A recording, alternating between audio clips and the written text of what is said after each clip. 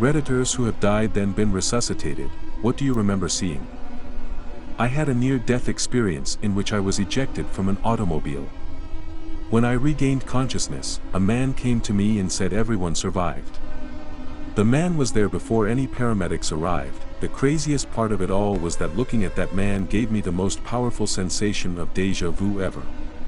Maybe I hit my head too hard, but it was an insane experience. It was as if I have seen that man before. I attempted suicide a few years ago by hanging myself with an extension cord. I had no pulse when the police arrived, but nobody is really sure how long I was up there. I was resuscitated in the ambulance but was in a coma for a little under 2 weeks. Anyway, all I remember is a feeling similar to general anesthesia once I jumped off the table, but for the 5 seconds before it went black, I was in total panic and had a total change of heart from the confidence in my decision to end it seconds before. And then it was just nothing. Like a deep sleep. And when I finally awoke from the coma, it was like finally reaching the surface of pool after diving too deep. I was in the same panic that I was immediately after I jumped from my table. Like I just blinked instead of being knocked out for 2 weeks. So to answer your question, I don't remember anything at all. It was like being in a deep, dreamless sleep. Perhaps if I regained consciousness immediately after being resuscitated, I'd remember something more interesting, but yeah, nothing is about all I can offer. My mom's heart stopped during surgery. She said the only thing she remembers is being in a field of flowers. My former football coach had a heat attack on the field and was dead for 15 minutes. We were talking to him and someone finally asked what it was like to be dead. He replied with saying that he remembers a whole lot of nothing. He didn't have amnesia or anything, there was nothing around. He did say it was the most peaceful moment of his life. Going off this, I kinda think it's like Inception, where you build the world that you inhabit. When I was 8, I learned how to fix small engines. That being said, my dad had an old flathead Briggs & Stratton 5.5 horsepower engine that didn't work. He also had a riding lawn mower that had no engine nor blades. He gave me the task of getting the engine running. I could put it on the riding lawnmower and have fun whenever. Oh, was so anxious at school the next day. Well, that day I tore apart the motor and had it running by bedtime. The next day we had the thing mounted and riding around. Flash forward a few weeks, me and my older sister were out riding when my shoelace got caught on the back spindle. It pulled me off and was dragging me. Mind you, only going as fast as it would go. My sister stopped and went in reverse, which caused her to go right onto me. The chain wheel caught my lower right back, ripping my skin open and pulling my large and small intestine out. Severing my right lung, breaking my spine in 2 places and shredding my right kidney. I felt the thing roll onto me, then everything went blank. Couldn't see, move, speak or anything. No pain as well. All I remember was the blackness. After my father got my heart beating again, I remember laying there in pain. Also remember feeling my back and short of breath. I felt what I still believe as my stomach in my hand while I was feeling my back. Once I was in the ambulance, everything went blank except this time I saw myself laying there and the medics shocking me. I felt a hard pull and I was back in myself. Few minutes later I was on a table with strangers in white all around me. I remember them in a panic, then standing next to my grandmother who passed when I was 3. She told me she was my nana. We were there watching them jolt my heart with tiny round paddles. She kept telling me it was okay. They called my death time at 6:06 p.m. Then all of a sudden I wake up and I'm all fixed and stapled up. My parents told me I had died 3 times. The first for 5 minutes. The second was a little more than 12 minutes. But the last time was astonishing to the doctors. My heart stopped beating for 20 minutes. My parents made them continue jolting my heart. They told me the doctor kept telling them that I was going to have a 98% chance of being brain dead. I'm 25 years old and am healthy as ever. I'm fully capable of walking as well. Thanks for reading. If there's enough interest, I'll post a picture of the enormous C-shaped scar on my back. Hung myself with my dog's leash almost a year ago. All I remember is letting go of the leash since I was holding onto it, and just hanging there for like a minute. It wasn't enough of a shock like stepping off a chair, so I was suffocating, and time just seemed to slow down. I felt my heartbeat in my arms and legs, and I felt it start to fade. I remember what I've come to call the big empty in my therapy groups as just the plain nothingness. It's hard to describe, and some people in this thread have managed it quite well, but my description would be a void. There's no darkness, there's no you, there's nothing. It's such a complete lack of anything at all that it can't even be described as empty, because that would imply it could be filled with something. It's hard to even realize that it exists because you can't even really perceive it.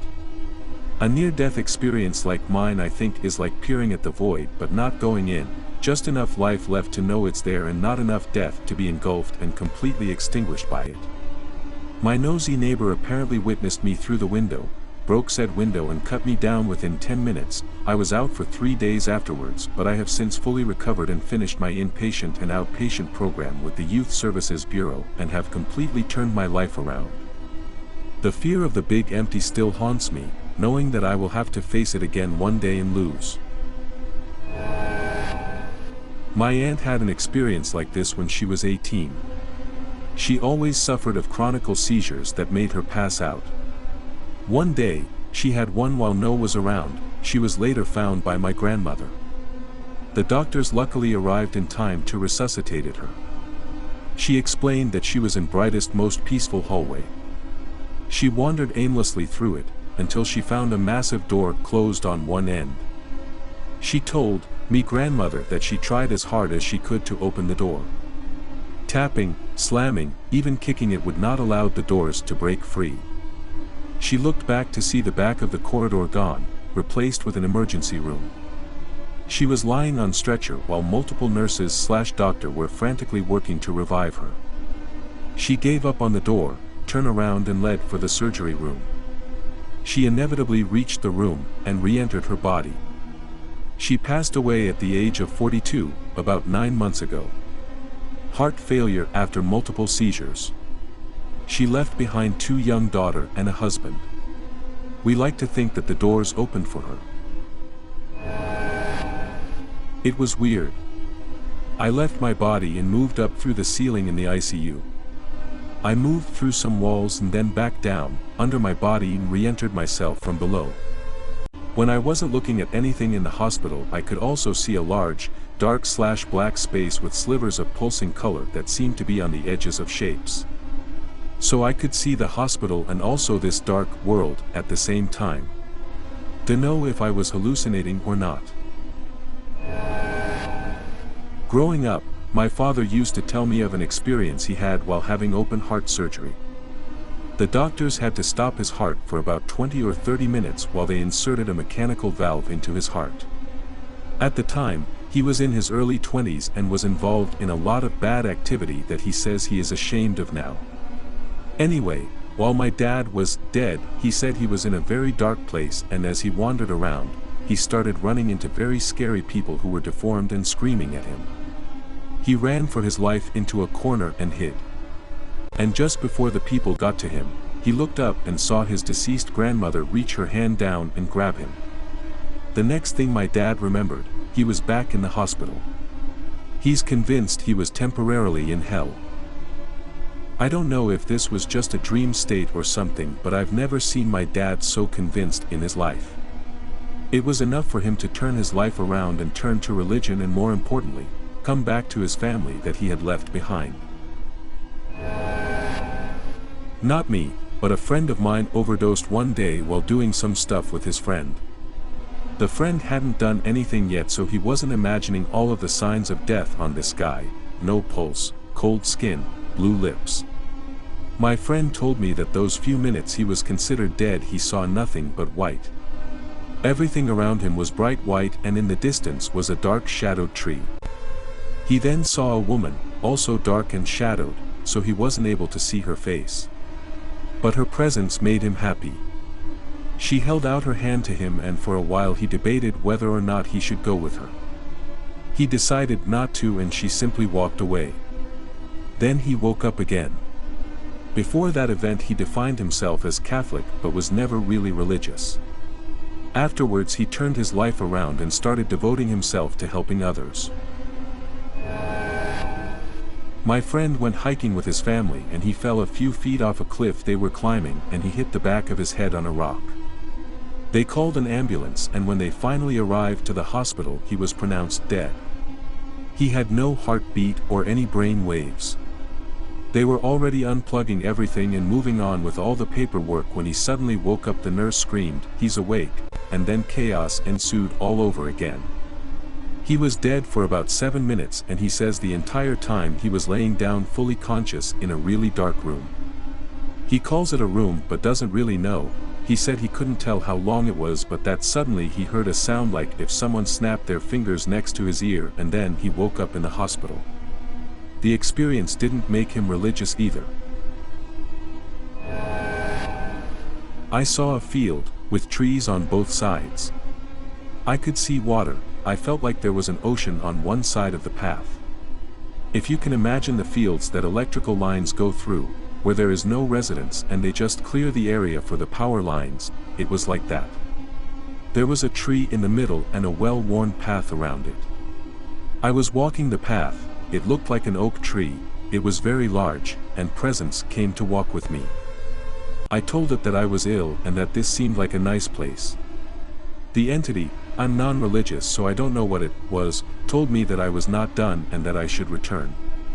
That I would be happy one day. It was so peaceful, beautiful, but the forest seemed dark and scary. The trees on both sides seemed a place I did not want to go. I only wanted to go toward the water. Then I saw a bright light and I woke up in the ICU. I hope this doesn't turn into some kind of religious debate or some kind of medical versus spirituality thing. This was my experience. Take it as that. Can I speak for my godfather here? He went into heart surgery to have a triple bypass done and died on the operating table, classic flatline, like you see in the movies. He told us that he went into the next life twice, and both times he was given the choice to either stay with the living, or come to heaven. Both times, he said, "I'll stay." Once he got back, whenever he told the story, he insisted that it was very, very real. It wasn't his brain dying, he really went somewhere. He lived for about 30 years after that. I was 9 years old when I died due to meningitis, and I do remember one small thing from when I was dead.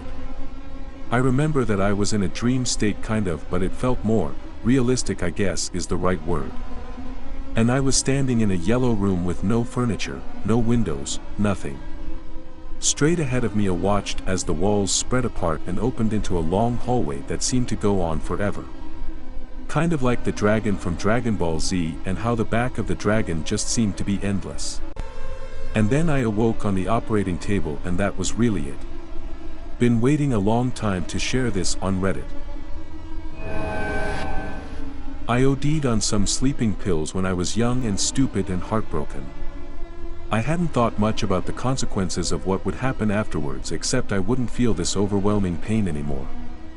The shock of the absolute nothingness I experienced for a few moments brought me enough strength to crawl back to town and get taken to the hospital.